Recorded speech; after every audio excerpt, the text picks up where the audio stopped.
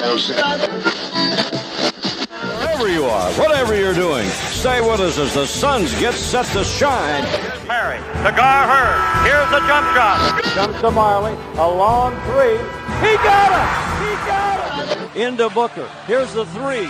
Suzanne! Rivers for Charles, and he flies in for a wham, bam, slam. Whammo time! He got it! Suzanne!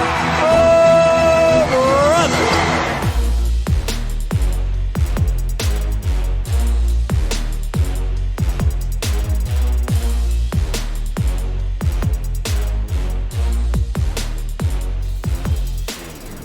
Welcome to 7 Seconds or Less, a podcast about the Phoenix Suns and the NBA. My name is Max McCauley, and I am joined, as always, by my co-host. His name is David Nash. David, how's it going, man? I'm doing good, Max. It's always good to be back. A pretty weird week in terms of wins and losses for the Suns, and we're going into our first proper day of summer here. About 100 degrees for our US listeners. That's, I guess, here in Melbourne, though. Sydney and other places literally on fire with bushfires and things. So, yeah, a little bit hotter today down where I am in the South, Max.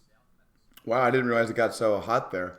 But we're going to take a break from focusing on the Suns' play this season, David. We're going to instead preview trade season. We are. Which is coming up shortly. We're going to start with a mini-Nerdcast to refresh the listeners on the important concepts and rules to know when evaluating potential trades. We're then going to move on to trade targets for the Suns. Both the guys whom everyone's discussing, as well as a few surprises that we each have. Yep. And then after Did You Know, we're going to do a little recapping of the recent games by giving our leaderboard for the past week. So we'll talk about them a little bit, David. Yep. Then we're going to finish up with a little review of the NBA landscape generally. How's the West shaping up? How are the league's contenders looking? Things like that. But before all that, let's get a little bit of a recap here, David. Yeah, there's lots to get through in this one, and I'm excited to jump in. I know the listeners loved Nerdcast last time, so hopefully they like this one too, Max. But to recap the week, as I said, the Phoenix Suns are 10-12 after going 2-2 this week. And Aaron Baines still missed all 4 games with a new injury, a calf muscle, Max. Ty played, but he's still bothered by an ankle, apparently. Diallo missed the first game of the week with an illness, I believe. Ricky Rubio, thankfully, was back and looks pretty healthy, which we'll get to a little bit later. And I believe Cam, Mikhail, and Frank were all listed on the injury report at some stage this week, Max, but all still played all 4 of those games. And they were a win over Charlotte, 109-104. That was a weird one. Book and Kelly both had 23 each, and Rubio bounced back with 13 assists. The Orlando loss, 114-128. Frank had 23, and Booker had 17. Another weird win. The Pelicans, 134-132. Max. Book had 44, 8, and 9, and Rubio had 13 and 15. And then the Houston loss yesterday, Max, 109-115. Book had 35 again. Rubio 10 and 13, Kelly had 19, and Dario had 13, 12, and 5 assists. So not bad for a 2-2 road trip before they go back home for 4 more games before Ayton is back, Max. But third in the division, 1.5 games in front of Sacramento and 5.5 behind the Clippers. 8th in the conference, again, just 0.5 ahead of OKC and 0.5 behind Minnesota.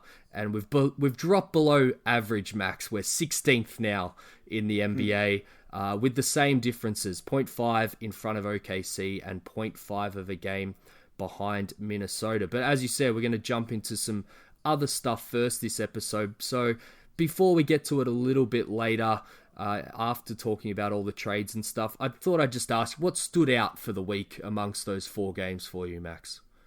It's a good question. It was a weird bunch of games, I would say. Yep. I think that Devin Booker coming on a little bit in the last 2 games, maybe a lot of it is a better way to put it, is probably the most important development because, we're not going to win many of these games with our roster not healthy unless he's playing like a superstar. Yeah. So to see him play the way he played, New Orleans and Houston, that was good to see. They did enough, I guess I'd say.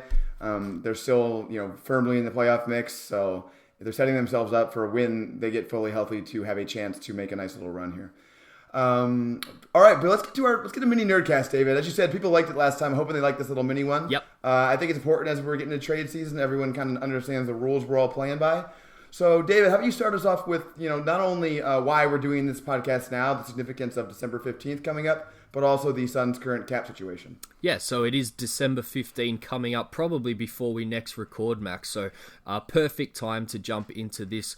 In the CBA, guys, there's a 3-month wait on signing free agents, but there's also a December 15 date for everyone that signed in the last gone off season. So whatever comes first, essentially, out of December 15 and 3 months since you signed on the dotted line. So from September 15 until December 15, we wait, and all those guys who just signed new deals cannot be traded to new teams. So that's why you often hear about the December 15 date, Max. It's the earliest that all these guys can be traded. I'm not sure what the percentage is this year, but it often means that a giant part of the NBA landscape becomes available, and that's why we start talking trades. Yeah, I think it's pretty high this year. If I remember correctly, last year's free agency was like half the league. So Yep. I think it is a large part of it. All right, I'll get into the next, probably the most important concept to understand when evaluating potential trades. The salary matching rules. Mm-hmm. Actually, Dave, before I get into these, do you want to go over our cap situation and then I'll get into this? Sure. So I looked very quickly at 2020 cap because a lot of things can change, obviously, with these trades, first round picks, all kinds of things like that. But I had a quick look. I think the majority of the fan base would kind of look at a core of Booker, Ayton, Kelly, Rubio, McHale, Cam. Everyone loves Ty Jerome.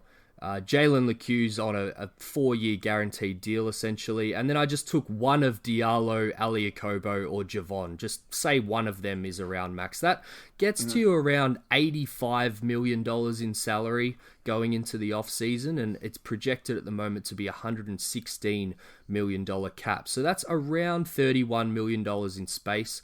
There are a few things like roster charges and things like that that probably drop you below 30 mil, or if you keep one of those other guys that I mentioned before. So you're getting down to around 28. But, the main point that I wanted to make there, not counting Frank, not counting Baines, who's a free agent, not counting Dario Saric, although, his cap hold is $10.4 million. We touched on cap holds, I believe, in Nerdcast last time, but essentially that's his charge against the salary cap, which would drop us down to around $18 million in space if we wanted to think about bringing Dario back, Max. And, we could bring him back over the cap, I guess, for everyone listening who probably followed last time. Very, very similar to the Kelly Oubre situation there. So you'd still have around 18-ish mil for free agents if that's the direction that the Suns decided to go down. But, you trade, say, Tyler, Frank, picks and prospects, which we'll get to in a little bit. Max, I think you'll outline for us,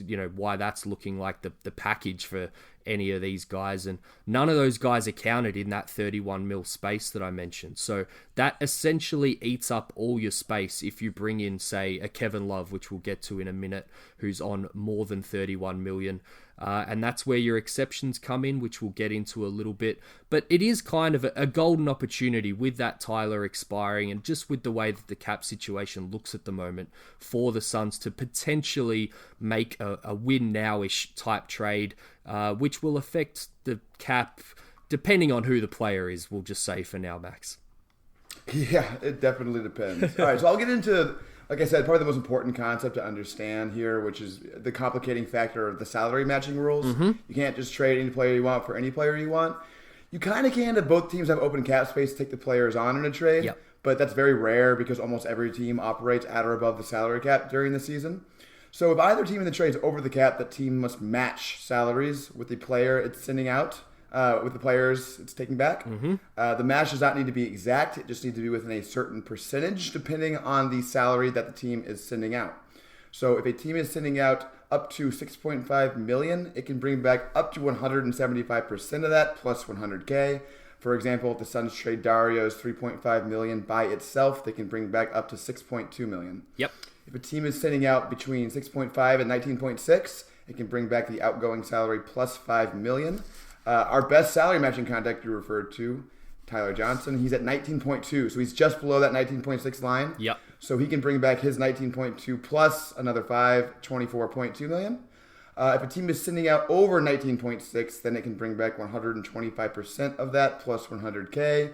That will apply to any trade where we aggregate Tyler with anyone. Yep. Assuming it's Dario, that would be $22.7 million total. They can bring back up to $28.4. Now, the second most important concept, in my opinion, to understand, David, your own team's assets, which I believe you've ranked here for the Suns. I have, and I've tried to be reasonable with it. I haven't included Booker, Ayton, Kelly, Baines, or Rubio for this discussion, purely because, from what I'm seeing from fans, none of those guys are really included in any of the packages. And as we'll get to, there's plenty of other ways, particularly with Tyler Johnson's contract, to get up to the salary that you need with the matching. So I've removed those guys and really just looked at December 15 type deals and what other teams might want. So straight off the bat, Max, I've got tier 1, Tyler Johnson's $19 million expiring. And then tier 2, I've got our first round pick this year.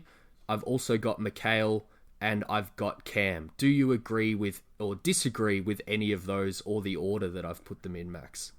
So real quick, just to clarify, are the tiers based on the likelihood of trade, or are they based on like how valuable the asset is? I'm going valuable. Obviously, Tyler Johnson's 19 mil isn't something that teams are clamoring to get in terms of his talent to contract, but if you're a team looking to clear space, then it is a very, very valuable get, and then valuable for the Suns trading out as well, Max. So that's kind of why I've put it in its own tier. Yeah, the only question is whether other teams around the league may value Mikal on that tier as well, because I think a lot of teams would look at him and be like, oh, we could turn that guy into something. Yep. So that's possible, but I think generally I agree. I think Tyler definitely, he'd be tier 1 in either conversation of most likely or, most sought after. Mm-hmm. So I think it makes sense to kind of put him by himself there. Yep. And then in the tier below, I've put all other protected future firsts, which we might see the Suns do. Hopefully they don't throw out any unprotected picks, but I really wanted to make that delineation in between tier 2 and tier 3. I still think our first this year would be more valuable to teams just because it comes sooner and there's probably a little bit more variability, especially if we're trading around now rather than the deadline in terms of what might happen with that pick.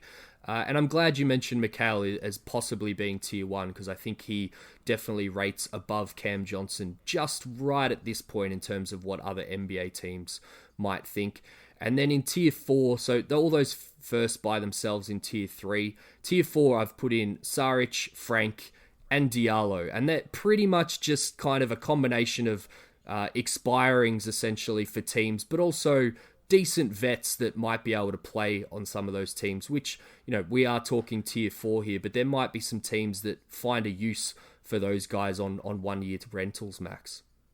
So sorry, did I miss you mention Ty Jerome, or did you not mention him? I've got him leading our next tier, Max. Interesting. So wait, hold on. So you think Ty Jerome is below those guys? In terms of whether they would be sought after in a trade, obviously Ty might be thrown in a trade, but I think, Saric and Frank in particular, they're kind of $5 million salary. I just think they're more likely to be put in a trade and teams therefore be looking for them. But, I know you're high on Ty Jerome, so I'm not going to disagree. Yeah, I think that's insane, to be honest with you, that Frank would be above him in this ranking. But I get in terms of the more likely to be traded, I think it would make sense to have him above. Yeah. But I think Ty Jerome is he'd be in the tier with the future firsts, I think. Okay. For me. Yep. I mean, he hasn't shown very much. He's kind of a mystery box, but I'm sure there were teams that liked him in the draft that would take a chance on him. So yeah, I think he has more value than maybe the same as Saric, but I mean, I think I've been pretty clear that I'm not exactly on the Frank bandwagon right now, so maybe that's just what I'm taking offense to. Yeah, and I'd just throw in that, Frank's obviously got that team option next year, so teams wouldn't mind his $5 million expiring, and I just think, we'll get into Ty later, but I just don't think he's set the world on fire yet. But you probably put it right. He is a mystery box of sorts. And then I guess the rest of that tier, and they're all really just throw in mystery boxes, as you say, Max. You've got Ali Akobo, which a team might think they can do something with. Javon Carter, still a team might, find a place for him. And then Jalen LeCue as well is a bit of a mystery box that might get thrown in just as a sweetener in a deal, Max. Yep, that makes sense. I think it makes sense to have him pretty low on this because I think that the Suns wouldn't really trade him right now. It doesn't make a lot of sense because he hasn't really accrued value yet. Mm-hmm. They'd wait to see him do a little bit more. Maybe teams take a little more notice. But All right, we'll move on to the next part of this. Maybe the next most important thing to evaluate, although it might be tied with what we just did, and that's kind of what the other team in a hypothetical trade would be looking for. Yep. My example here, I've seen some talk about Paul Millsap, who's been awesome this year and obviously would be great for us, but I just don't understand why Denver would ever trade him. They're trying to win the title this year, and he's been one of their best players so far. It just doesn't make a lot of sense from them. So it's important to put yourself in the other team's shoes. Yeah. And in that sense, the teams you want to look at are those that are kind of awful or rebuilding or could end up that way. I just made a real quick list: Knicks, Warriors, Cavs, Hawks, Pelicans, Grizzlies, Wizards, Bulls, Hornets, Thunder, and then maybe Pistons, Kings, Spurs, and Blazers, depending on how things shake out. You don't really want to look at the clear playoff teams because they're not really going to be looking to trade their players who are good. Yeah, I just think, if we're talking purely December 15 here, your initial list made a lot of sense, whereas some of those other teams probably aren't going to be pulling the trigger until maybe the trade deadline and things look a little bit clearer for them. But that's another podcast for a completely another time, Max. It is. All right, Dave, let's move on to our next part of this, which are some of the more relevant salary cap exceptions that would be important in the circumstance that we make a big trade. Yeah. So I guess these we ran through in the last Nerdcast, and I still saw a lot of confusion in free agency in terms of the exceptions that we could use after signing Kelly Oubre. So probably the key point here is you're either a room team or an over the cap team. Or I guess you could be a tax team, but we're not really going to talk about the tax with the Suns because I just don't think it's a realistic situation that the Suns might find themselves in this offseason or want to put themselves in. So, you've either got the room exception or you've got the mid-level plus the biannual exception, Max. So I had a quick look at the math on this. I think if we are talking about the Suns still being a salary room team, like I mentioned before with the cap situation, they'd have around $5 million, and it can go up to 2 years on that contract for a room exception type free agent, and you can split that out amongst multiple guys. If they go over the cap, which is what we're about to get into with a lot of these guys, we're pretty much going to be an over the cap team with all of these big names that they might target. Then you get the mid-level plus the biannual. The mid-level can be for 3 years, the biannual can be for 2. And the mid-level's getting up there, Max. It's around $10 million per 3 years at the moment. I think you can go 5% raises even on that. And the biannual is $3.85 million. So some pretty handy money there, particularly if you're a fan of, say, bringing back an Aaron Baines or something like that, Max, after signing one of these big guys, after trading for them or taking on their contract that goes for a little while. And then we've got bird rights, Max. So you've got full bird rights and early bird rights. Early bird rights is if you've been on your contract for 2 years. Full bird rights is 3 years.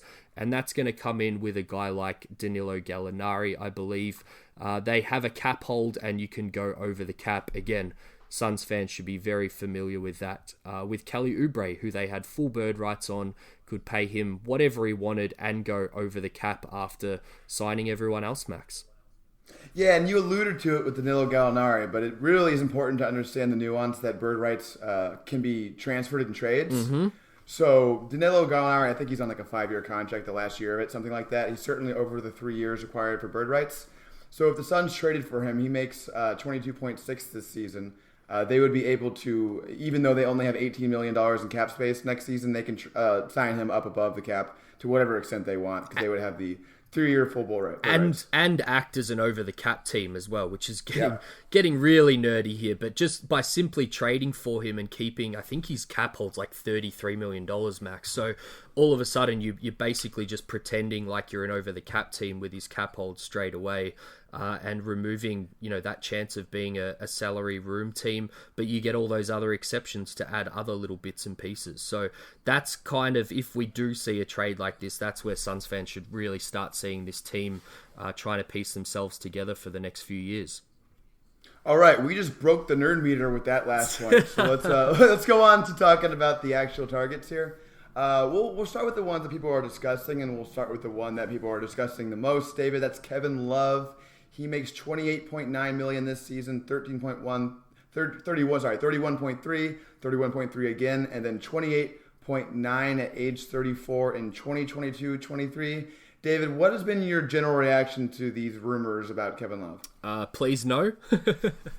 Yeah, I think we're talking about him the most because there was that report. That's kind of the way that these cycles work. As soon as a little bit of stuff comes out, even though some smart people are looking at players before reports like these. I think it was Shams that released the report that the Cavs were looking or listening to offers for Kevin Love. But, it's really that 4 years or 3 years after this year that's a killer, and he's 31 years old. You basically become an over-the-cap team even all the way up to 2021. You'd be pretty limited in 21, 22, I think, Max. I think you'd have kind of 80 million just in Love, Booker, and Rubio, which isn't great. And he's still on the books in 22, 23, which is when Ayton and Mikal Bridges are due their extensions, which is the real important one, which I think we're going to agree on this, but we will find out. In terms of the length of these contracts, that's kind of the important year where you could maybe take a swing for the fence, hint at the player I'm talking about here, Max, but still have that flexibility to go again in a few years' time. Yeah, and I think the other guy that is worth mentioning here is Kelly Oubre. He's played so well that I think the Suns are going to want to keep him around. Yep. He's only through next season, but I think it's, if he continues anything like what he's doing right now, it's hard to see him being let go. Yeah. And he'll likely also be more expensive because he's played himself into that level, maybe more like a $20 million level. So if you're trading for Kevin Love, you're locking yourself into basically this core with Kevin Love for almost the rest of Booker's contract, I think, aside from maybe 1 year at the end of it. So, you better be damn sure that Kevin Love is going to make a serious impact and, get you where you want to be, which, I think, I don't know if this is realistic or not, but the Suns probably want to be in championship contention by the end of Booker's contract, I would guess. Yep. And I don't think Kevin Love is really, the turnkey that gets you there, I guess the way I'd put it. So I understand that, it would be, if we traded for Kevin Love, this season would be more fun. Likely next season would be more fun. But I think the long-term effects of it would not be so good, especially if DeAndre Ayton doesn't improve defensively, because Kevin Love is not going to be what gets you there on defense. Yeah, I tend to agree. It would be pretty fun this year, particularly with what we see Suns fans complaining about. Like the rebounding, for instance, would probably be significantly better with a guy like Kevin Love starting at power forward. He's also got that stretchability and is probably going to knock down shots, even though he hasn't been great this year, but at a better clip than, say, Dario Saric and definitely Frank Kaminsky. But longer term, the overall athleticism, the defense, as you noted, next to DeAndre Ayton, if he doesn't kind of, take a huge leap forward, are the real concerning things. But more so than that, as you said, is kind of locking yourself into that situation. Maybe it helps us get the 7th or 8th seed this year, but what does it really do to the future flexibility of the team? And that's why these questions are really hard to answer. But another question that's really hard to answer is kind of, what would Cleveland want, Max? Because as you said at the top of the show, that's the kind of shoes you have to put yourself in when you get to these situations. I think the one way that Suns fans will end up talking themselves into Kevin Love in a trade is because it's not going to cost very much generally, especially given how big his name is. Yep. Because, the contract, which we've talked about a lot, the age, which we've talked about, he's kind of a neutral value on his contract, or maybe even a little sub-neutral. I don't know if that's how James Jones views the situation, but that's how I view the situation. So, you're going to, obviously Tyler Johnson's got to be in the trade just because of his money. Yep. That 19.2 is key to get up there, and it expires, so Cleveland would be fine taking it on. Cleveland would love to take it on. You're going to have to probably throw in Saric for a couple reasons. One, you're not really going to have the money left to resign him if you do this. Second, they play the exact same position, and when Kevin Love starting over him, I don't think Saric is going to probably dig that so much. Yep. So I think he's in the trade, and then you need one more guy. Those two together don't quite get you there. They're just under Kevin Love's salary. Yep. So you need one more guy. It's going to be probably a Kobo or Carter just because of the logjam they have at that position. My guess would be probably a Kobo because Cleveland would want him more. Yep. And then I think maybe I don't know, what do you think? Would a second get you there, or do you need a really bad first? Maybe a really bad first. The interesting thing here, it is, these are just our opinions, and this observation is just one other individual that I saw online. But I did see a Cleveland person saying his favorite package for Kevin Love would be Tyler Johnson's expiring, Cam Johnson, and Mikal Bridges or picks. So is only one person, but I am interested to see what the gulf between what Suns fans would realistically give up and what Cavs fans would realistically want for Kevin Love, and how wide that gulf is, because I think right now maybe Cavs fans are expecting a little bit too much for Kevin Love, and definitely too much for where I would get to a point where I'd kind of go, yeah, okay, I get it. Remember the point earlier I made about when you were figuring out fake trades, you got to analyze from the other team's point of view as well? Exactly. That particular Cavs fan has not learned that lesson yet. It doesn't sound like. But and the other thing with Kevin Love too is I don't think it's going to be like this huge market for him of teams just begging to take on that contract. He happens to just fit a need for the Suns, kind of, and also is James Jones' friend, and he definitely fits James Jones' mold of what he thinks we need, I think. Yep. So the Suns are, particularly well positioned to want to trade for him, and I think are definitely the favorites to trade for him if he's traded for. It's hard to look on the league and find a lot of other teams that would be interested in him, I think. The real key point on that, I think it was Woj who kind of put this report out. Maybe he was even the one that broke it, and I got that wrong with Shams before, Max. But he listed a group of teams, and it was only about 4 deep, and even a couple on that were pretty questionable. So you kind of have to wonder how much that was the Cavs kind of trying to beef up. Do you remember what those were? Boston and Denver that were the two that I particularly chance. No chance. Portland was the third, and I can't remember if there was a fourth off the top of my head. But yeah, Boston and Denver were the two that I kind of went, hang on a minute, I'm not sure they really make sense in this group. So yeah, I think what you're saying is true. I think the market is going to be pretty thin, and therefore that does dictate what you can eventually get for a guy like Kevin Love, because essentially once you put it out there like that, even though he does have a lot of years left on his contract, they're kind of on the clock now to try and get something done if you're going to put something so public out there for Kevin Love like that. But should we touch on the injuries at the end of all of these guys, Max, and just give a bit of a comparison of what our thoughts are there? Yeah, real quick, I just want to say on the Portland subject, they make some sense basketball fit-wise, but they're already like $10 million over the luxury cap. Or luxury tax. I don't see it happening. I don't think they're going to take on that much money. It's going to be ridiculously expensive for them. Yeah, my hope for Portland, particularly with Rodney Hood going down with the Achilles, is if they trade Kevin Love or trade for Kevin Love and then sign a guy like Jamal Crawford to make up for the Rodney Hood injury, Max. All of a sudden you've just got this kind of ramshackle bunch of guys. You got Carmelo Anthony, Jamal Crawford, Kevin Love. Hassan Whiteside would probably have to go out in a Kevin Love deal, but if they could somehow hold on to him as well, that's a pretty hilarious contending playoff team, Max. If there are any Portland Blazers fans listening, I'm sorry. Kevin Love's injury history is sort of, it's interesting, David. It's sort of off and on. Last season he missed most of the season. He's had some other seasons with some problems even early on, but some seasons he's been extra durable, so it's kind of like a hit or miss sort of thing. It is. I had a look at for all these guys, so I'll kind of touch on it individually as we go through. But for Kevin Love, 674 games out of a possible 886. That's 76% of the time Kevin Love is on the floor.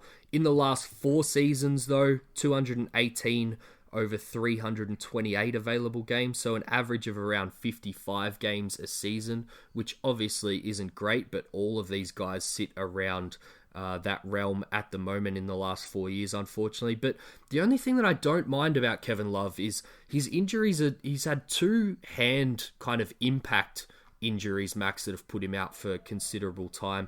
And then more recently, it was the shoulder. Whereas when we get into the other guys, we're talking about kind of knees and ankles and things and stuff. And that's where I get really uncomfortable. So, you could make a case that Kevin Love's just been a little bit unlucky, and as you said, has a history in some seasons of actually being quite durable. So there is a small, I guess, positive for Love versus some of these other guys in terms of injury history. Might be a little bit overblown, bit of recency bias as well with his last season, perhaps, Max. Yeah, I always prefer players to have upper body injuries to lower body. The lower body ones with legs just make me nervous when you get older. Upper body, it's less effective on your movement, things like that. Let's move into somebody else who has had injury issues in his career. It's Blake Griffin, who I think, just to start off, I'll go into his numbers in a second, but I think it's unlikely that Detroit trades him. Detroit's trying very hard to get the 8th seed. That's what they care about. Yep. And trading Blake Griffin would not be conducive to that. But assuming for the purposes of now that he is eligible, he is 34.2 this season, 34.2 after that, 36.6, and then a player option for 39 in 2021-22 at age 32. So he's a little younger than Love, and he also expires a year earlier, but he makes more money, David. Yes, exactly, which is important because you look at the money versus money and you kind of go, whoa, another $5 million on top of Kevin Love. But, he is that year younger, and the non-extra year plus the player option are kind of interesting for Blake Griffin. So that lines up a little bit more with, when Rubio's money comes off the books and before Mikal and Ayton due their extensions. So, and you would also have 2 more years of Devin Booker with pretty much a healthy salary cap sheet, unless you did other stupid things once Blake Griffin comes off. So, that's the interesting thing. I think you make the interesting point there with Detroit. They'd have to make a decision to tear it down, and then they'd want kind of multiple picks and prospects, which obviously the Suns could probably give to them in some combination, Max. But he's probably my favorite just because of all those reasons that we just mentioned, but he also may be the least likely. I just think he would kill it in this system that Monty's created and with the players that we have. And injury, again, we'll get into that in a little bit, but he's probably my favorite player of the 3 and probably the best fit when healthy, Max. Yeah, I agree with all that. The problems with him are, 1, he's probably the scariest from injury standpoint. Yep. And then 2, he would cost the most to get in a trade, as you alluded to. And, you're getting up to 34.2. You're going to have to throw Mikal or Cam in there probably. Mm-hmm. I think there's no other way you get him. So it'd probably be a similar deal to Love. You're just adding in one of those guys and maybe the pick's better. Yep. Is the difference. And that's just a little rich, I do think that teams tend to overrate young players in trades like this. Mm-hmm. But you're not going for a 27-year-old superstar spotless injury guy. You're going for a big risk here. So if you're going to throw in Mikal or Cam, you got to be damn sure you think he can play those 3 seasons and really affect things for you. Yeah. The other thing I'll mention with him, and tell me if you think I'm crazy here, the player option year for 39 in 2021-22, if he's playing really well, he's only 32, is there a chance he opts out of that to try to get like a 4-year, $100 million maybe? It's not impossible, right? I've got the biggest wide smile on my face because I was about to throw you the exact same question, Max. I've got right here. Could he opt out / extend 21-22? So whether it's for the Suns, which I'm not sure what you were alluding to here, were you thinking maybe he would opt out and try and test his market, or were you thinking maybe him and the Suns could work out a more long-term thing, Max? Either way, I was just thinking when we evaluate Blake Griffin's contract, we tend to assume that 39 is going to be locked in because most players accept player options for that much money. Mm-hmm. But I just think it's interesting. I think we should explore the scenarios you just brought up, both of those, with this particular player because it's interesting. I think it's actually a possibility. I'm actually thinking more like he does not want to be here, gets fed up, and just leaves. Yeah, I mean, the really interesting thing, I've got it here in front of me looking at it, and this might change with the China situation and a reduction in ratings and things, meaning there's less basketball revenue. But we actually jumped from 109 this year to 116, which is pretty significant. It's not that huge jump that we had a few years ago, but it's a pretty big jump to what we're used to. And then at the moment, it's projected to jump to 125 in that year where Blake can opt out. So whilst $39 million right now seems like an incredible amount of money, when you look at the maxes, which are calculated off the salary cap, Max, it might be a scenario that's in Blake's consideration, I think, if he stays healthy and is playing really, really well, as you said. DeAndre Ayton's max extension is going to be a heart attack, David. It's going to be like $35 million. I'm just going to be like, oh, God, here we go. All right. Do you want to run down anything else on Blake? I would just say, I agree with you. I think basketball-wise, he's awesome. If you could guarantee me perfect health from him, I would do a trade like Tyler, Dario, Kobo plus Mikal or Cam for him. If you can guarantee me his health, I think it's worth it with him. But you can't guarantee me that, so I'm going to probably pass. Although if the trade is made, I will be crossing my fingers and excited about it. Yeah, I'll just touch on again. He sits at 76% again, exactly the same as Kevin Love over his career. Wow. And in the last 4 seasons, slightly above Kevin Love because he had a really decent season last year in terms of games played. I think he played like 75 or something like that. So he's averaged 57 games a season over his last 4. We said it before, knees the, I guess, bigger problem with Blake. He had a knee before his NBA career even started. So, that's going to be the concern with him. Two things kind of etch in my mind. One is that giant brace that he wore in a playoff game last year with 4 or 5 sleeves over it. It just looked absolutely ridiculous when he came to the bench and pulled it all off, and that is always going to stay with me as kind of not being able to get over that. But then on the flip side, I see a highlight of him the other day going baseline and still dunking like we see Blake Griffin dunk. So in terms of overall athleticism, when healthy, he still shits all over these other two guys, which is an exciting prospect if you can have him healthy. So, I'll throw the question to you now before we go to the last guy, because it'll probably be obvious after that. Assuming the packages are relatively the same, maybe an extra pick here and there, how do you rank the 3? And then we'll go into the last guy, Max. If the packages are all about the same, then I'd go Blake, then Gallo, then Love. Mm-hmm. But factory in price, and we'll get to that now. Gallo to me is the most sensible guy to go for. Do you want to just go into him now? I can start with this stuff. Yeah, I agree exactly the same with you. So let's do Gallo now.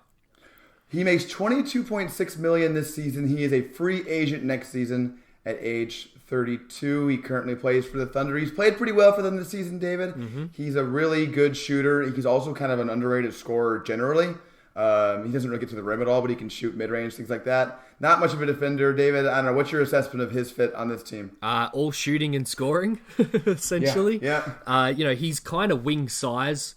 When you look at these 3 guys, he would be playing the power forward, but you might have some of the same problems in terms of the deficiencies that he has and not fixing some of those things. But he'd be an upgrade on what the Suns currently have rather than, I guess, a fix to some of their problems, which Love and Blake might be able to do. So we would essentially plug and play him, pretty much stay playing the exact same way that we currently are, but probably have a guy that's a little bit more counted on, both as a stretch big efficiency wise. I think he shoots in the 40s from 3. Not sure if that's still the same this season, Max. I don't have it in front of me, but and then just as a reliable scorer, we've talked about it with Saric all the time. He's kind of been very up and down based on how the team's going, whereas Gallo's a little bit more of a consistent second, third option that you can rely upon, Max.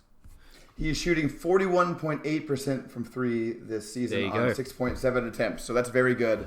I think, to me, I can't wait to see Ayton come back and see what he looks like. If he looks like Sacramento Ayton for the next stretch of 15 games after he's back, and we think he's really taking a leap on defense and can be kind of the anchor, then I think the Gallo trade becomes much more enticing. Because Saric's reasonable defense thing is less important if he's playing. If you have a 5 who's a good defender in there with Gallo. So I think in that scenario, if you trade Saric and you trade Tyler, and you probably throw in this year's pick probably to get it done, and that's something that I'd be really interested in, because again, you're not tying yourself into anything here. He's a free agent next season, but you're also, as we spoke about earlier, acquiring his bird rights. So you're giving yourself the opportunity to, if it goes very well, say the Suns make they make the playoffs and have like a surprise 7-game series against someone, or even sneak into the second round somehow, and Gallo's a big part of that, then I think that you leave yourself the opportunity to sign him back kind of at whatever number it takes. Yeah, I pretty much agree with that. The only thing that I've been pushing back on a little bit here is, everyone seems to be on the Gallo train and everyone seems to be off the Kevin Love train. It's very obvious why. Naturally as people we're pretty risk averse, and if you get 2 choices, one of which you can kind of take a look at a guy before you make these pretty key decisions, we're always going to take that situation. But in terms of injuries, he's actually the worst out of all 3. He's played 64% of games over his career. And in the last 4 seasons, only averaged 51 games a season. He's done both ACLs of the knee and also had ankle problems. So he might actually be the most concerning out of the 3. Not as high profile as the other 2, so maybe doesn't get talked about as much. But when you bring in that angle and also talk about that it might cost you around about the same as Kevin Love, even though I understand that, getting to take a look and not being locked into that long-term deal, it may still cost you the same in the trade, and therefore, if it does work out, you may actually still end up paying him, around about what Kevin Love is money-wise and years-wise. So the difference isn't that much, Max, other than the fact that you get to take the look, which I totally understand. But, it is concerning to me a little bit. Yeah, if you're looking purely just at this season, the risk is it's probably worse with him. He's more risky than the other two guys are just for this season. Yeah. It's just the fact that, he expires, it mitigates so much of the risks that Griffin and Love have, because if Griffin and Love don't work out, they don't work out for you for a while. Yes. And if Gallo doesn't work out, you wash your hands of it, say, well, we tried, and then you do something else in free agency. Do you want to talk about some of the other, little bit less spoke about guys on some Twitter, but still talked about? Yeah, I was seeing other names. I think the other three that I've seen a lot of are Lauri Markkanen, who's 22 years old and only has one more year on his rookie deal. Obviously, the Arizona connection is probably why we see him a fair bit, but I want to shout out our good friend Chris here again and say anyone who's talking about Lauri Markkanen coming to the Suns, go look at his numbers versus Frank Kaminsky, both for their career and particularly this year. And if you're getting mad at Frank and want a replacement, I'm not sure Lauri Markkanen is the guy, other than maybe upside at being 22 years old. But as you said before, Max, we tend to pay a little too much attention to that. But, what would he cost even, Max? I'm hopeless at this stuff. But, Chicago would probably want picks or another, a prospect for prospect swap, I suppose. Well, this is so hard, not only because it's hard to value Lauri Markkanen, but also because Chicago is one of the most eccentric teams, maybe idiosyncratic teams in the league is how I'd put it. Yeah. They don't seem to value the same things that most people value. So I have no idea. I mean, a prospect for prospect makes some sense. Maybe it's one of Cam or Mikal, which I would absolutely not do, but I could see why they would do it, because their team doesn't make a whole lot of sense as presently constituted. Yep. They could use another wing. I think they would maybe jump with a chance to get a wing prospect. So if there are any Suns fans out there who would like to get Lauri Markkanen for Mikal or Cam, I think that's probably a realistic thing, but it ain't something I'm doing, especially not Cam. I mean, Cam's basically just a better version of him right now. Exactly. Definitely. The next one is Lamarcus Aldridge. We know his history with the Suns. He's now 34 and he has another year with a $7 million guarantee on it. So it is low-ish risk, but if San Antonio do decide to blow it up, which they're not, they don't have a reputation of doing mid-season, Max, but I don't see any real kind of strength here. He doesn't stretch the floor. A lot of people have smartly observed that at the moment DeAndre Ayton's almost just another version of Lamarcus Aldridge. So I'm not sure whether I would have any interest there. Do you, Max? No, none whatsoever, to be honest with you. I actually think from a contract standpoint, he's actually one of the more attractive guys because it's not that painful. Yeah. The problem with him is that he just doesn't seem like he's that good at basketball anymore. If you look at the on-off stuff with the Spurs, they're way the hell worse with him on the floor. Way worse. It's one of the big reasons why they've had a bad season is because he's just been kind of tanking them when he's playing. Yeah. I'm looking at his on-off right now. It's minus 8.4, which seems bad. So overall, no, I'm not interested in all at him. I've heard people bring him up. I think he's a big name. 4 seasons ago, he was the biggest name in free agency. The Suns almost landed him, which I think is why he gets brought up a bit. That's a weird alternative history to go down, isn't it, David? If the Suns would have gotten Lamarcus. That's a did you know segment for a later time, I think, Max. Yeah, seriously. But yeah, no, overall, not interested at all. As I'm also not interested in the next guy you're going to bring up, David. Aaron Gordon, another guy with Arizona ties, who I am not that keen on, although he did audition very, very well in the game against Phoenix the other day, Max.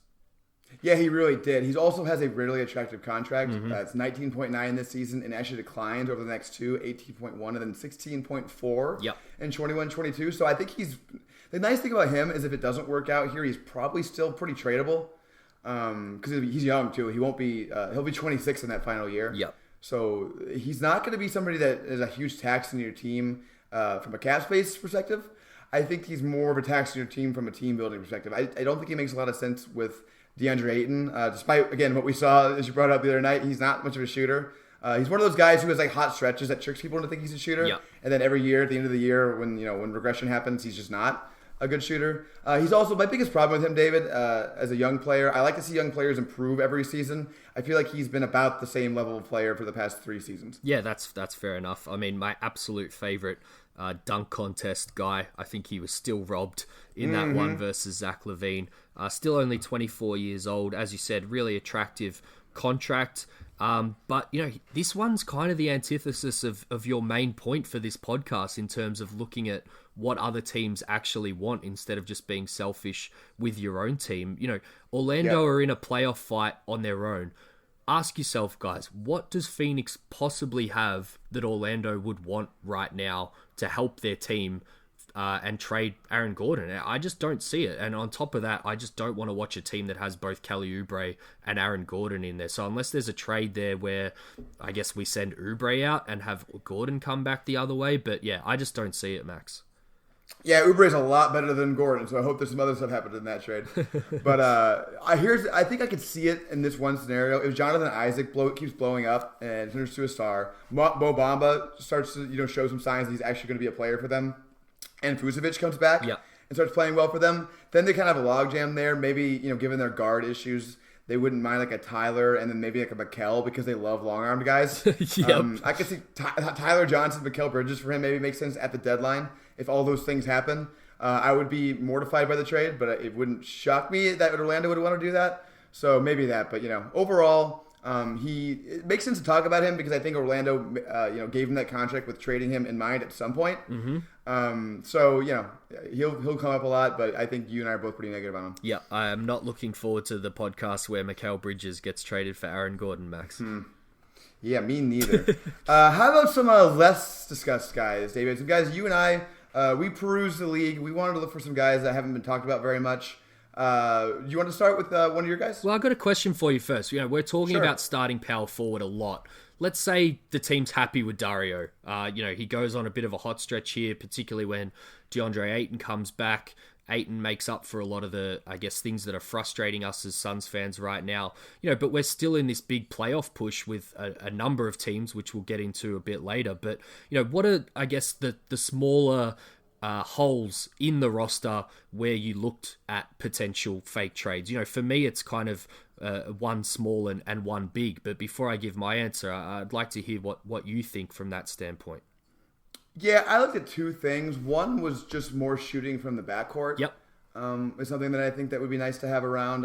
Only one of those guys I have on here for me. The rest of them were more either power forwards or rebounding. I think rebounding is a big problem. Yep. Toughness, sort of, among our forward rotation. That's kind of the main things I was looking at. Yeah, so as well as a couple of other, I guess, power forward names, I was similar. I think they could do with like a six-man. I guess the kind of role that I hope Tyler Johnson was going to play for this team, but he's benched at the moment and may get traded. So they could do with some backup there, and maybe just a backup vet point guard. I know we've got like a ton of guys at the end of the bench at the moment, and we all love Ty Jerome, but just seeing him struggle the last few games, particularly if they are trying to pick up as many wins as they can and stay off in the hunt, and just adding another vet, even if he's not playing, if it doesn't cost you very much to this locker room, I think would be worthwhile. And then you touched on the other one there, whether it's, shooting or just a big body rim protector, because we've seen it, obviously Ayton's out at the moment and that's compounded with Baines being out, but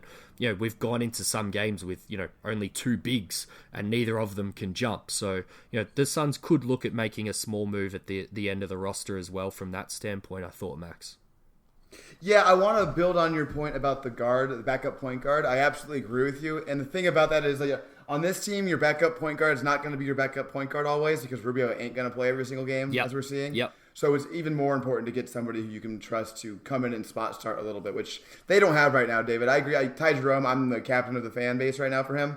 But, I'd say the strengths and the negatives have shown through very brightly so far with him. I don't know whether the ankle is bothering him or not. He definitely is getting a little overwhelmed out there, for sure. Yeah. I'm hoping that maybe, when the ankle improves and when he's just not used to the speed of a game that matters in the NBA yet. Maybe as he adjusts to that, it'll get better. But right now, he is not somebody you can rely on to spot start for you. Yep, very much agree. But how about you throw your first favorite name out there, Max? Sure. I think my favorite one of these is because he's on a team that we were just talking about so much, the Cavs. And it's not like a natural fit necessarily, but it's a low risk. Tristan Thompson, $18.5 million, free agent next season at age 29. More of a center, but could kind of be in a big rotation with Ayton and Baines, especially when Baines is hurt. Yep. He would fix the rebounding problem, I think, in a lot of ways. He's a fantastic rebounder. Doesn't fit the whole shoot and move the ball thing that Monty likes to do, but he is kind of one of those guys who will bring the things you don't necessarily have. Yeah, he's a great third big, as you say, that can kind of play power forward and center.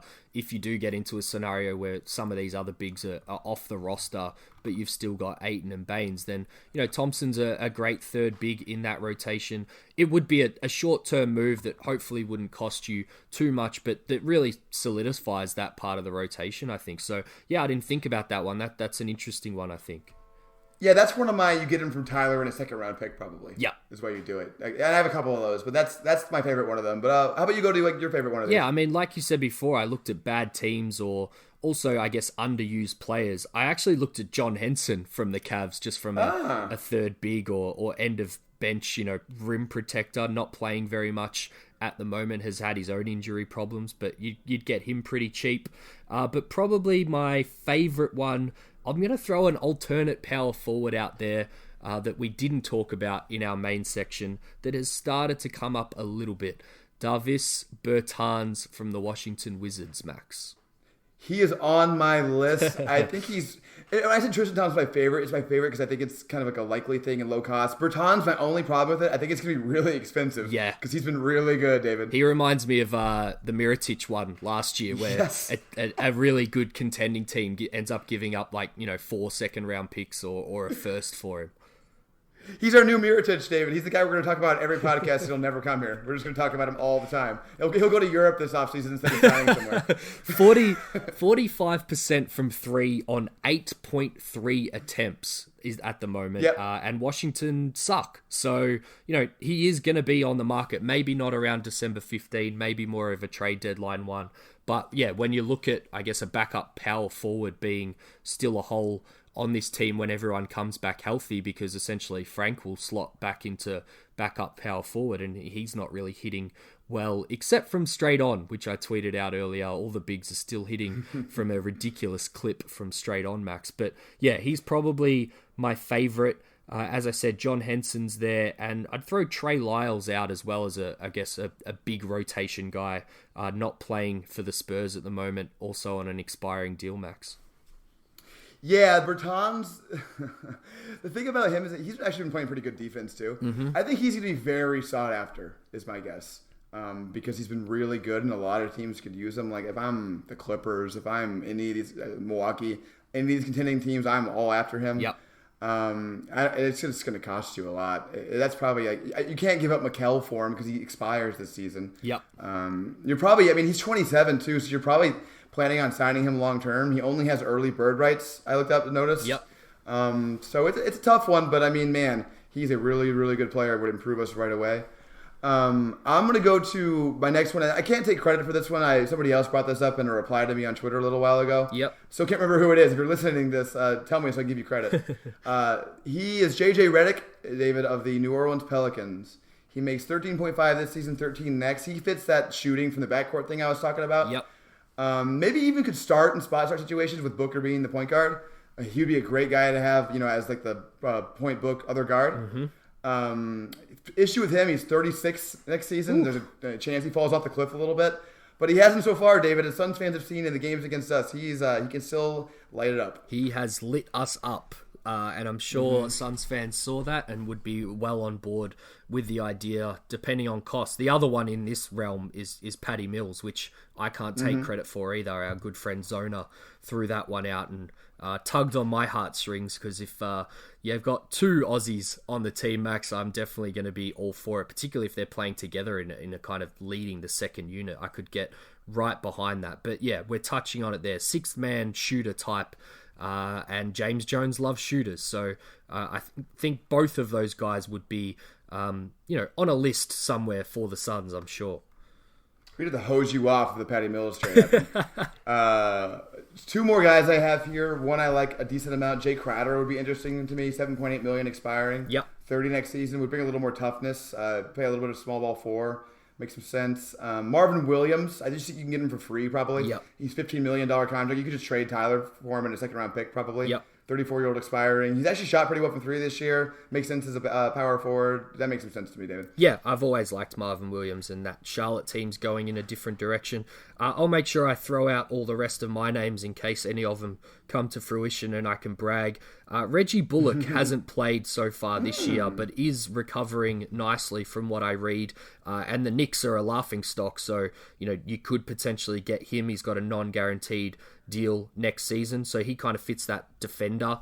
I've been saying it since the preseason. They're probably a small defender short just to guard kind of point of attack guys with a little bit of size. From that respect, Chris Dunn as well, $5.3 million. He'd probably just be a Javon Carter on steroids, essentially. You could have a look at him before he becomes a free agent. And as you know, I like to read tea leaves a little bit. So we did try and trade for Dylan Brooks at some point in the Kelly Oubre situation, Max. So he's only on a $1.6 million deal that expires and he becomes a free agent. So depending on how Memphis still feel about him, they were willing to trade him last time. So maybe you could find some scoring in the Patty Mills, JJ Redick mold that way. But two more. Thad is not playing at all, and we talked about him a little bit as a starting power forward for the Suns in the offseason. The contract is kind of something I don't really love, but maybe you could reinvigorate his career. He's only playing 20 minutes a night at the moment for the Bulls, and they seem to have moved on already from him. And then here's my favorite wild card, Max. Okay. He makes $17 million this year. He hasn't yet played a minute in the NBA, and you would probably have to trade for him. Andre Iguodala. Wow. So my issue there is he even going to play for us? Like, he seems like a guy who only wants to play for the LA teams. And I think, it'd be one of those things where James Jones just does it. He just trades for him and it's like, hey, all right, so you're really not going to play? Because I think if you reach out to his agent, he's going to say, no, Andre ain't playing for you. So it would be a risk. It's like, is he really going to uphold that promise and not play for you? That's exactly my thinking is kind of, Memphis have been pretty forthright in the fact that they're not going to buy him out and you have to trade for him. So if all these LA teams just sit on it and don't do anything about it, I'm not even sure the Lakers can trade for him, in terms of salary matching and things like that. So they're essentially waiting for a buyout. You obviously wouldn't do it unless you got the guarantee that he was going to come, but maybe it gets so late and he wants to play and that James Jones reputation kind of pays for itself again, because I would just love him from adding another vet. You're going to make a playoff push. Maybe you could convince him around that, Max. Yeah, I mean, he's a great player. It'd be interesting from that perspective. It would be tough with the whole wing rotation thing. I'm not totally sure what you do there. But it would be, I would love having Andre Iguodala on the team, so I'm not going to complain about it if that happens. That's it from me, Max. All right. Well, we gave you guys a lot of names, so hopefully you liked some of them. If you want, reply to our podcast Twitter. Let us know which ones you like the most. David, how about a little did you know before we move on to the leaderboard? All right, Max. Did you know Ryan McDonough and James Jones have the same amount of December trades despite one GM's career being 5 times the length of the others? That's right. With the main theme of this episode, I decided to take a look at the Suns' recent history of making early season trades and found only one each for McDonough and Jones. Mr. Wheeler and Dealer McD only made one trade in the month of December, and it was hardly a memorable one either, Max. I think I could give you 100 guesses at it. It is that hard, but I'm going to put you on the spot anyway. It was December 24, 2014, and McDonough traded someone out of Phoenix after their recent free agent signing wasn't working out. He's still in the league. Any ideas who might that have been, Max? Oh, man. No. I'm not even going to try. Who was it? It was Anthony Tolliver. Ah, there you go. Coming back the other way was Tony Mitchell. Maybe it was because it was the holiday season, but McD held on to Mitchell and didn't waive him until January 9 with no minutes logged for the Phoenix Suns. But weirdly, Max, I thought I'd find more from McDonough. Turns out Bledsoe came to Phoenix in July of 2014. Dragic, IT, and Knight all happened in February of 15. Keith left Phoenix the following deadline in 16, Tucker another year later in 17, and of course Bledsoe famously left again in November of 2017. So McD did all of his work at the February deadline or in the months of June, July, and August. Enter James Jones, Max. He signed Jamal Crawford in October before Juwan Evans and Eric Moreland in December, and then came his very first trade as GM on December 16, 2018. Max, any guesses at which fairly obvious move that was? That was the blown trade that happened the night before, I guess, if you're saying that this is the one that actually happened, that turned into the Ariza Oubre trade. And you have read this one perfectly. It was Trevor Ariza to Washington in a 3-team deal with Memphis, returning some combination of Marshawn Brooks, Dylan Brooks, Austin Rivers, and Wayne Selden to the Suns, and Kelly Oubre going to the Grizzlies. A day that will go down in Suns and NBA folklore, where just about every Suns fan had a slightly different view on what went down and if the Suns would have wanted Kelly Oubre to begin with. But of course, as you said, Max, you were right. The real deal happened a day later on December 17, when a seemingly desperate Washington by this stage redirected Kelly Oubre to the Suns in return for Trevor Ariza, and Memphis were cut out altogether. We can take a quick time out here from the test, Max, and I'll throw you a different type of question your way instead. What's your take on it? Was Memphis mainly in the wrong, and was Jones interested in Kelly but just didn't know he could get him originally? Yeah, that's exactly my take on it. It seems like most people are blaming Memphis for this around the league when you actually, after it all settled down, that was kind of the thing that Memphis just didn't know the hell was going on. Yeah. And yeah, I think that's right. I don't think Washington and Phoenix were talking. I think they were both talking with Memphis. And once James Jones saw that Oubre was available, he's like, hell, let's just trade Ariza for that guy instead if they're willing to give him up. Yeah, I'm with you on that. I think that's how the miscommunication definitely happened as well. But back on track, almost a year from when it happened, there are a few who would doubt the Suns somewhat luckily ended up in the best position. Not only did they end up with a better package than the one they originally agreed to, but also the better side of the deal overall. The guys the Suns didn't want, Marshawn Brooks and Wayne Selden, were eventually traded separately to Chicago for Justin Holiday. Both are currently playing basketball in China with the Guangdong Southern Tigers and Shandong Golden Stars, respectively. The guy that the Suns didn't want, Austin Rivers, was still included in the deal, but made his way to Houston after being waived, or maybe he didn't want Phoenix, one of the two at least.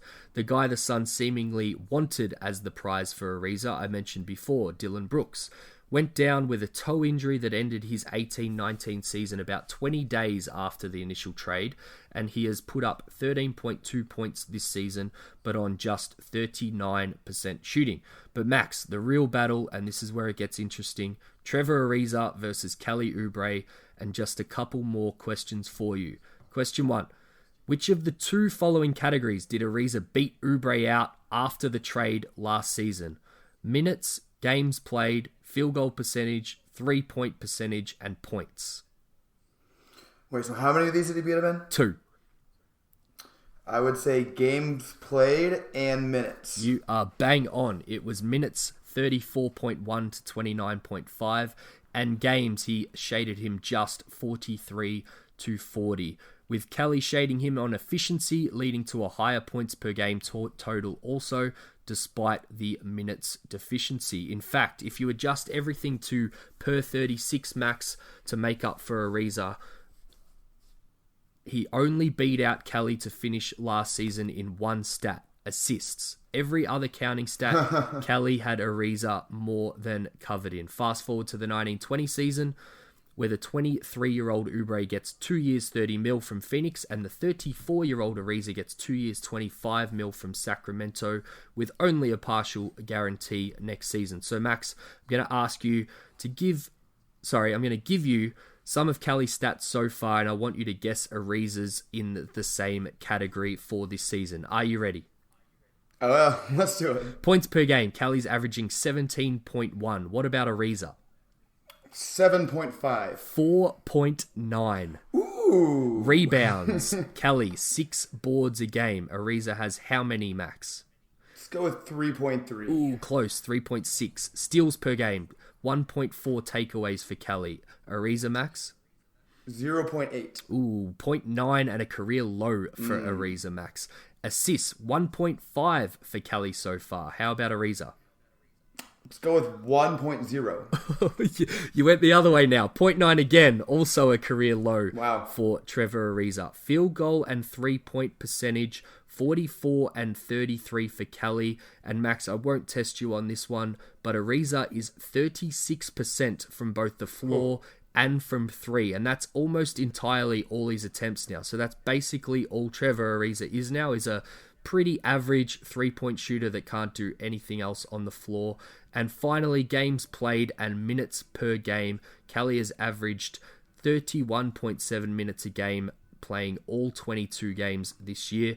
Max, what about Trevor Ariza? I don't even know. Just keep embarrassing for me. I'm enjoying this. He's only played 14, which I was surprised about, and 21.7 minutes per game. So, Max, I think it's fair to say the Suns have won that trade. Whether they meant to or not is a whole different Did You Know segment for another day. But you know I like to wrap these up nicely before we move on, so I'll leave you and the listeners with this. Today is our 71st episode of 7 Seconds or Less. It is also December 9th where I am, and December 9th by the time most people listen to this where you are, Max. And you know what December 9th is, Max? What is December 9th, David? It is Kelly Paul Oubre Jr.'s birthday. Oh, happy birthday, Kelly. And in a present to him and all of us Suns fans, the Suns are just 4 games away from Ayton's return against the Clippers. And guess what, Max? That will be Oubre's 71st start in the NBA for our 71st episode. So let's talk about the team a little bit more now, shall we? In the annals of your weird connections, that one's going to be underrated. That was quite a weird connection. Let's go on to the leaderboard. Each week we rank the 5 best Suns players for the previous week. 5 stars the best, 1 star's the worst of the best, I guess is how I'll phrase it. David, do you have anything to give in terms of background here, or are we diving into it? I can just give you a very, very quick leaderboard, which is Devin Booker well and truly out on top at 670 votes. Kelly Oubre is next best at 375. And then I'll just run through names quickly. You got Rubio 3rd, Baines 4th, Saric 5th, Kaminsky 6th, Cam Johnson, McHale, and then you get into the often or rarely used guys after that, Max. All right, let's get into this week. I'll start off at 5-star. It was hard for me this week, David. I asked you after the Hornets game whether I can give Oubre 6 stars.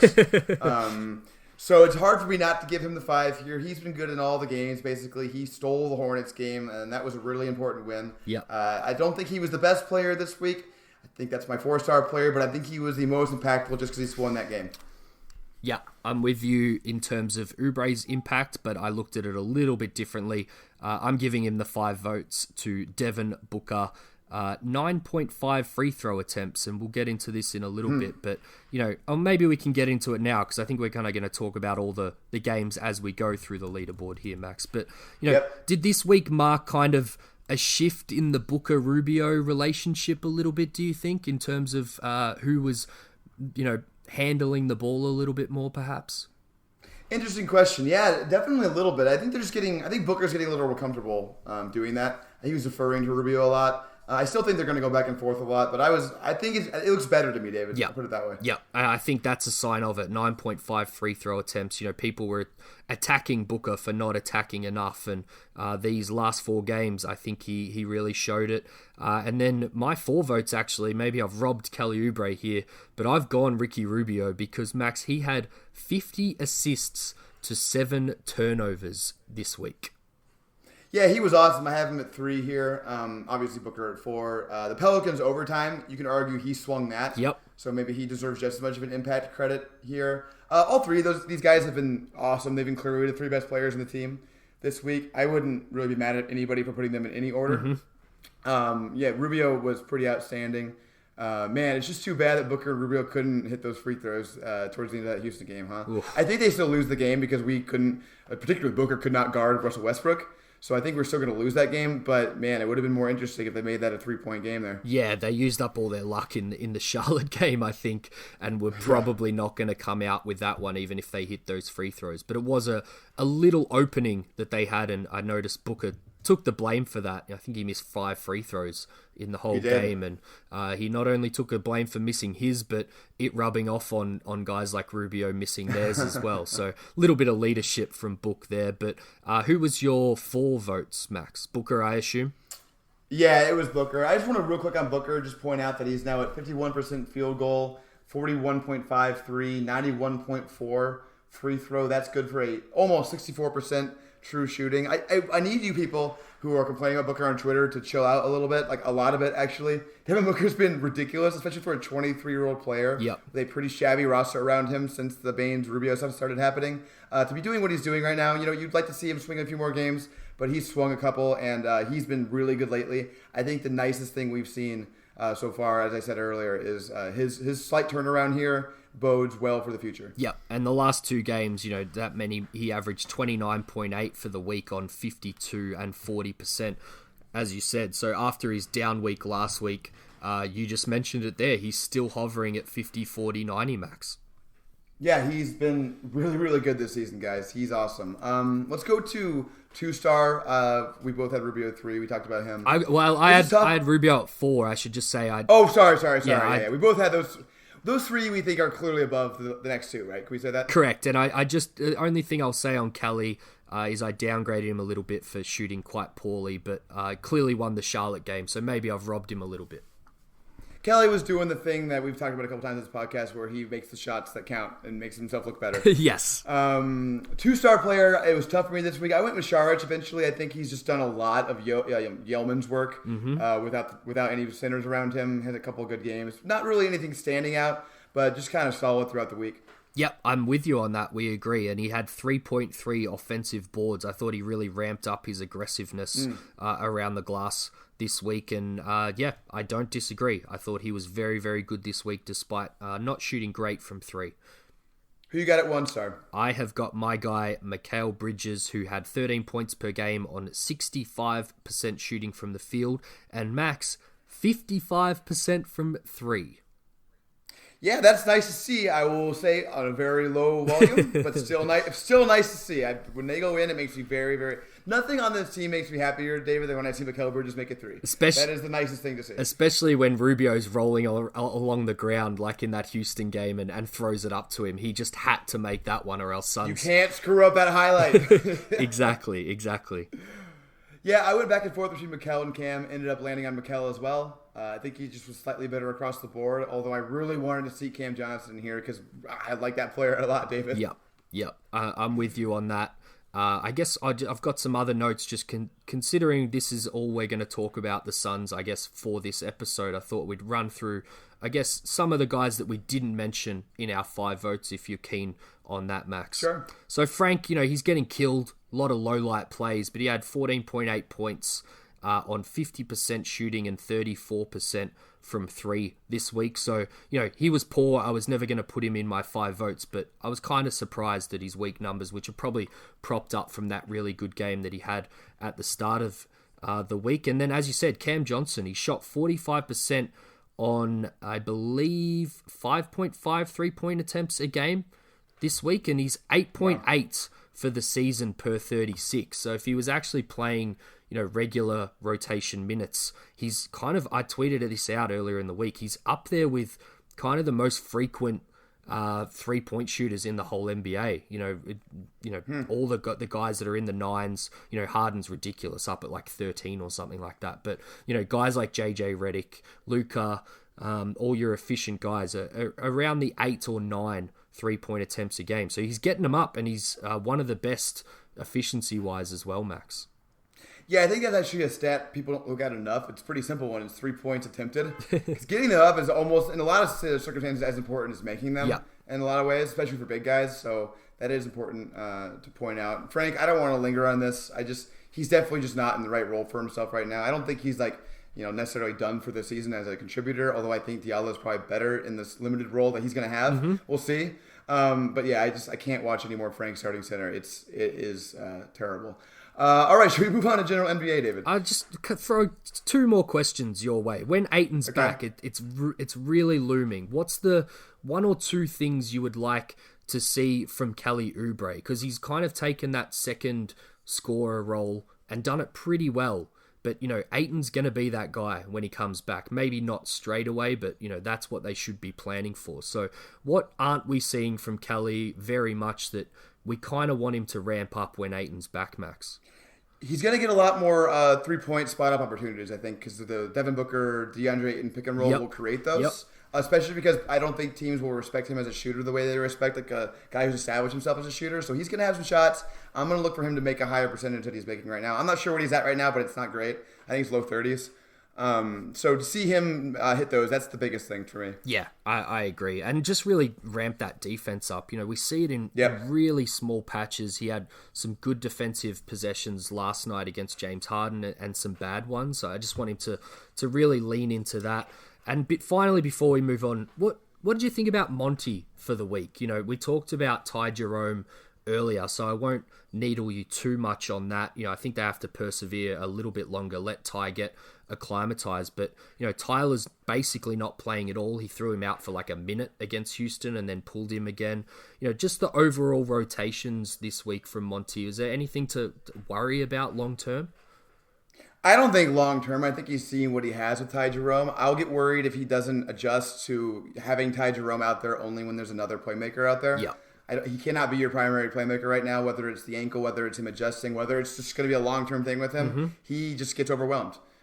So you need him off the ball right now. He can be a great secondary playmaker. He can be a spot-up shooter for you, floor spacer. Yeah. I think that's his role right now. I don't think a guy with the ball in his hands a lot is the correct role for him at this stage of his career. Yeah, 100% agree. I think Monty's, and it's been out of necessity, just had to kind of tinker with things a little bit.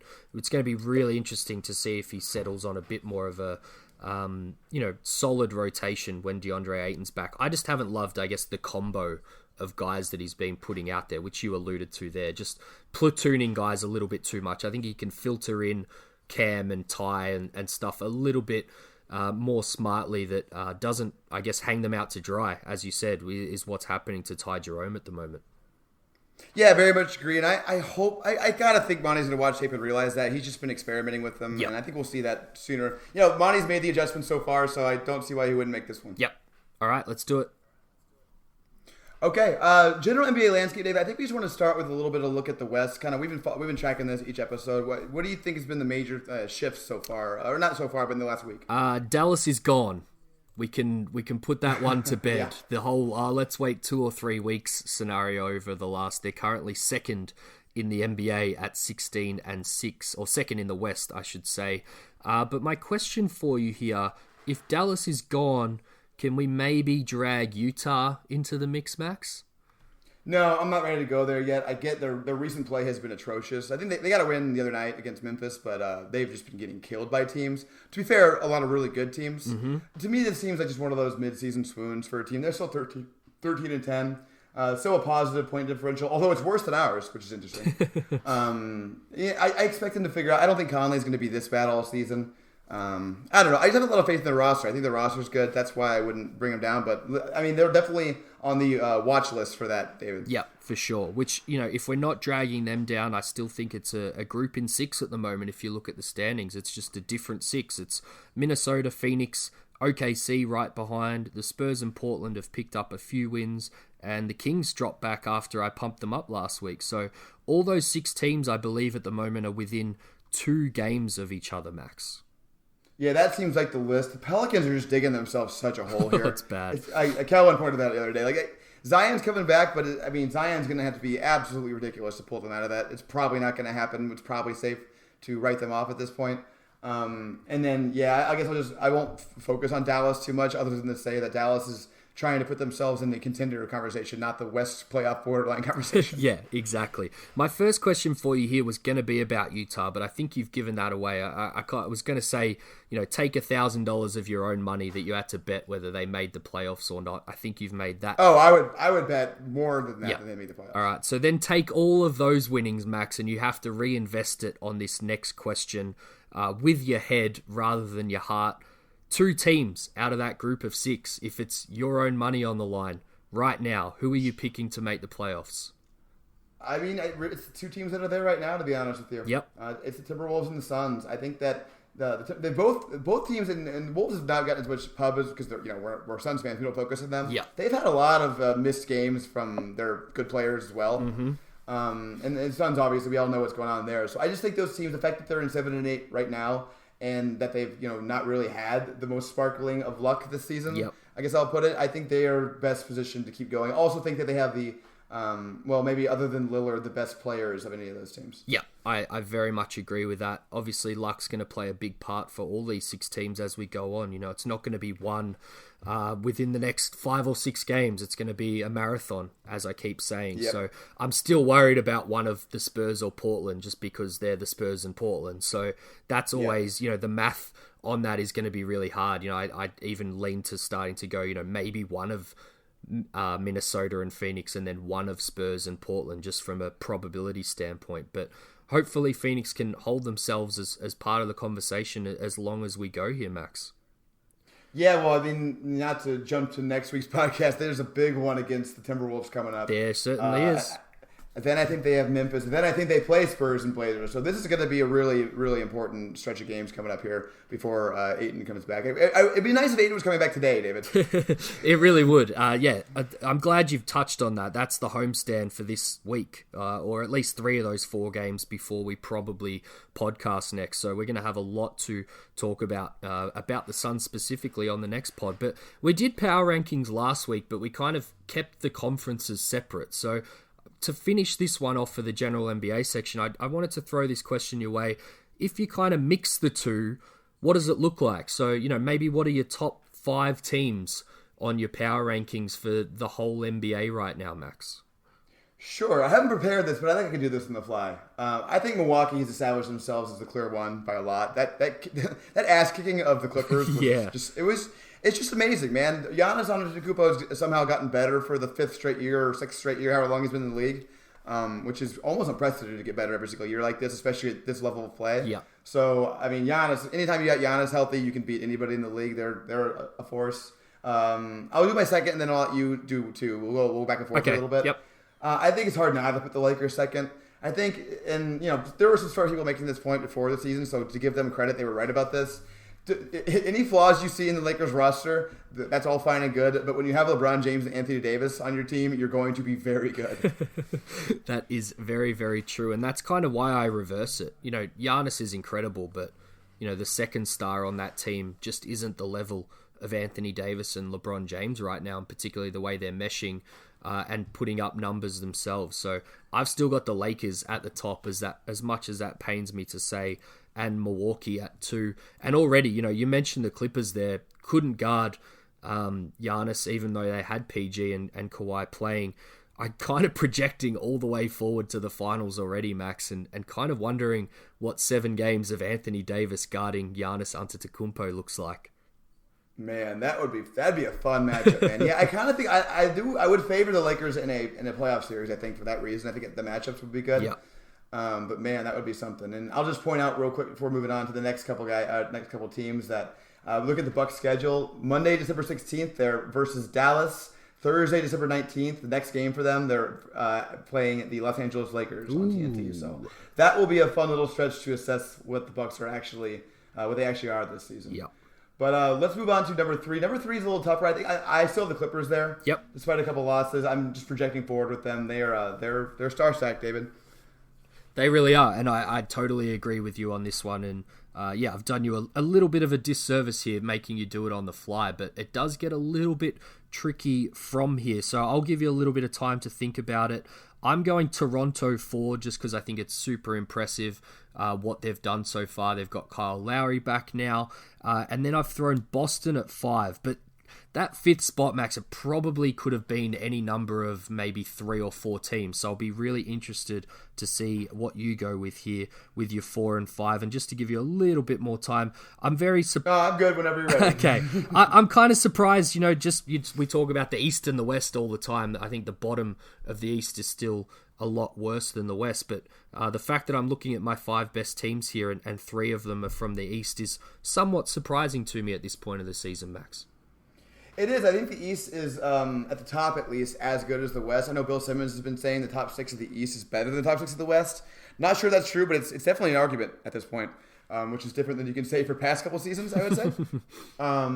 It's interesting. So I've sorted the teams by point differential, which I think at this point in the season it starts to be impactful. Yep. There's less outlier games in there. Milwaukee's killing everybody, 13.6 differential.